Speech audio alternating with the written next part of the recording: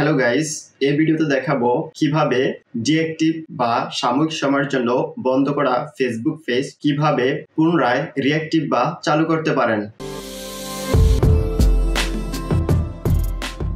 Deactive বা সাময়িক সময়ের জন্য বন্ধ করা ফেসবুক পেজ পুনরায় রিঅ্যাক্টিভ বা চালু করার জন্য যে ফেসবুক আইডি থেকে আপনি আপনার ফেসবুক পেজটি খুলেছেন সে ফেসবুক আইডিটি ওপেন করে নেবেন।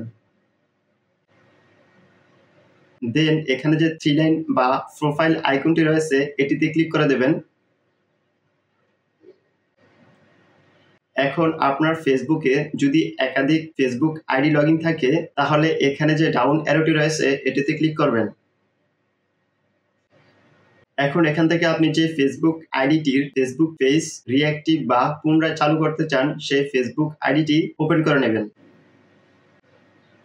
দেন এখানে যে সেটিংস আইকনটি রয়েছে এটিতে ক্লিক করবেন। দেন স্ক্রল করে নিচে নামবেন।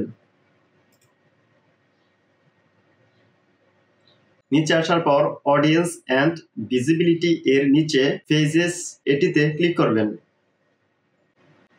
রিঅ্যাক্টিভেট ইউর পেজেস এটির পাশে যে ভিউ লেখাটি রয়েছে এটিতে ক্লিক করবেন।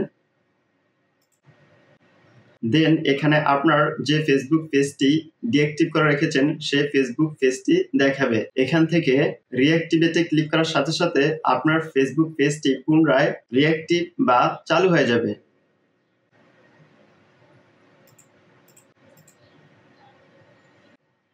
দেন এখান থেকে আবার থ্রি লাইন বা প্রোফাইল আইকনটির উপরে ক্লিক করব।